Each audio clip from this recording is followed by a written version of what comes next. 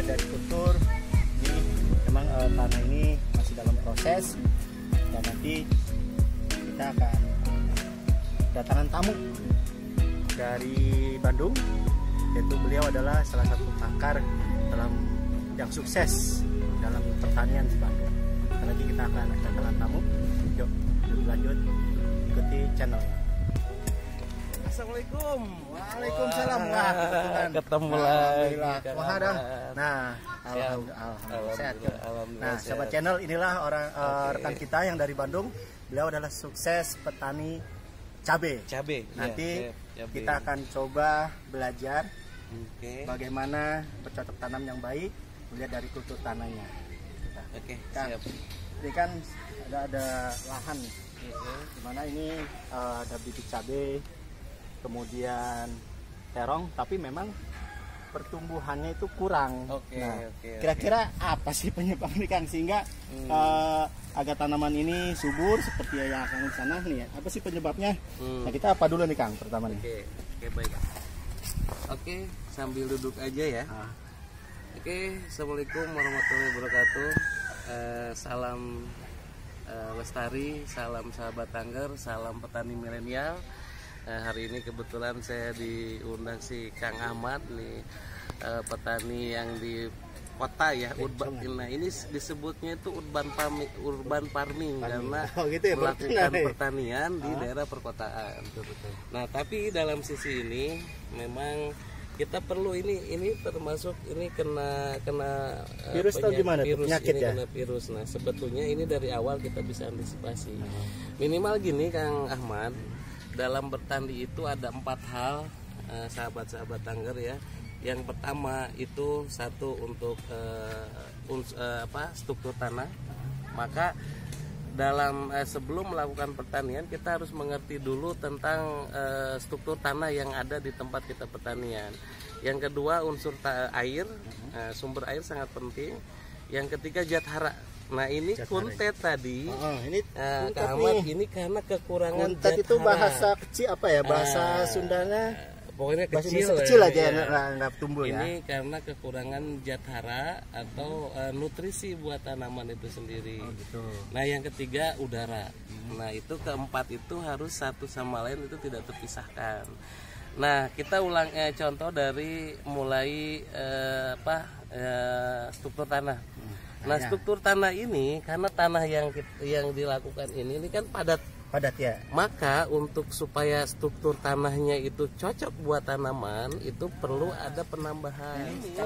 Nah, ini pencampurannya untuk satu area lahan ini kita butuh 4 sampai 5 karung ya. Nah, itu dicampur sehingga bisa lebih gembur. Jadi beda Kak Ahmad, beda antara ini kan keras. Nah, ini nggak bagus buat akar.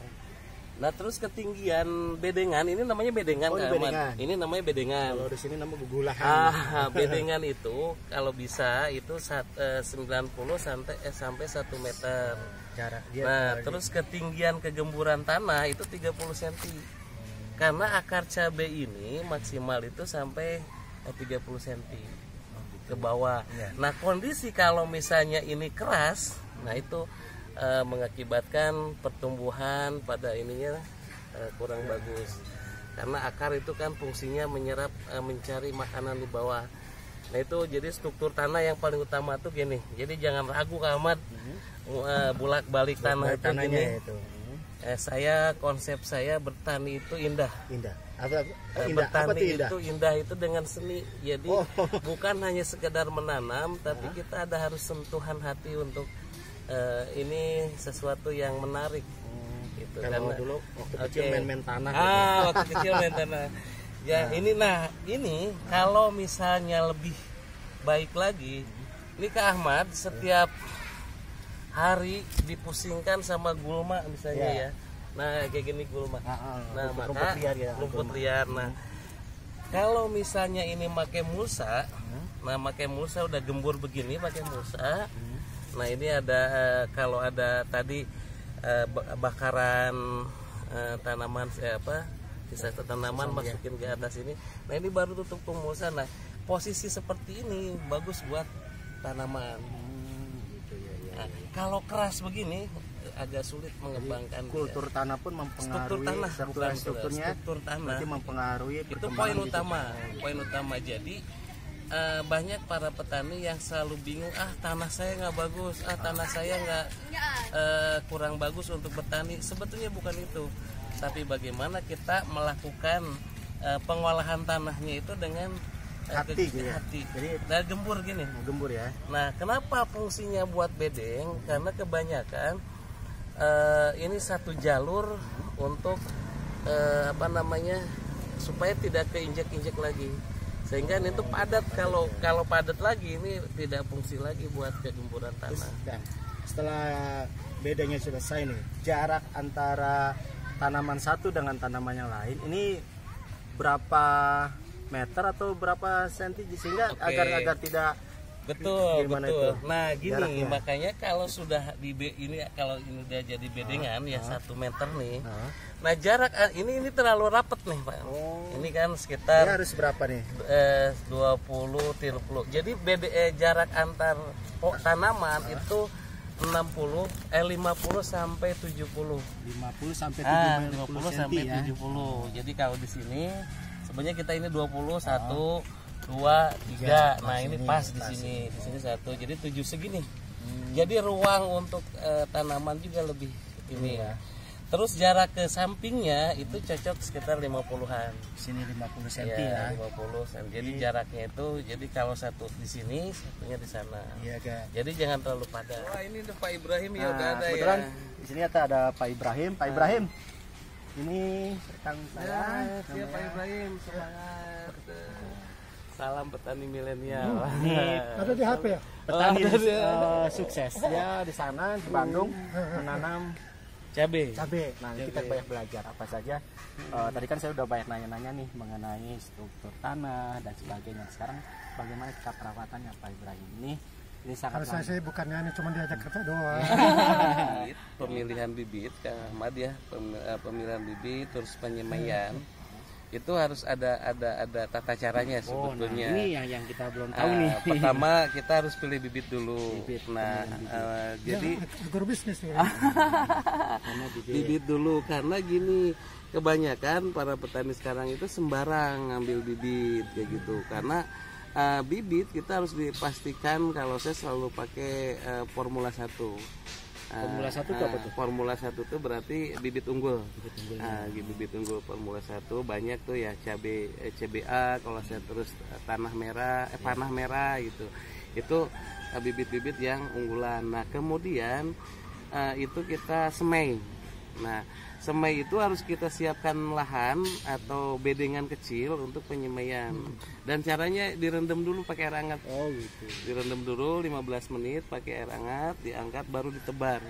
Nah, setelah itu tutup sama pupuk di atasnya. Jenis pembibitan itu ada yang bagus ya? Iya, dari pembibitan. Kalau kita beli di pasar itu yang mana tuh? Ya enaknya di toko tani Pak. Kalau di pasar itu hasil produksi yang belum tentu juga ketika tanam lagi bagus. Katanya dikasih hijau, kasih warna ya merah. Ya apalagi kasih warna-warna begitu. Nah kemudian itu ada Kak Ahmad nanti bikin kalender tanam. Nah kalender tanam itu kalau di ilmu pertanian itu ada HST, hari sejak tanam. Nah maka ketika nyemai maka bersamaan penyemaian itu sekitar 20 hari. 20 hari itu bersamaan 20 hari itu udah siap pindah ke lahan sebetulnya. Terus Kak, punten. Ini saya ada bukan kasus tapi memang contoh yang tanaman yang seperti inilah. Pertumbuhannya ini seperti apa nih? Ini sebenarnya banyak faktor. Bukan hanya dari tanahnya, tapi juga bibit ini. Ini nggak berisi nih loh. Iya, kering. Dari bibit Nah, ini kan seperti itu. Kering. Jadi merah-merah kering. Jadi satu, ini mungkin kadang-kadang rontok. Dari Ahmad ini dari bibit. Kemudian nutrisinya. Nah, kemudian juga hama. Oh, ada hama. Hama ini kan virus itu. Nanti kita belajar cara bagaimana ini bisa Nah ini bisa dibuka lagi. Itu ada obatnya untuk mengembangkan bunga dan penguat bunga. terus penguat daun sama penyubur apa namanya buah kayak gitu.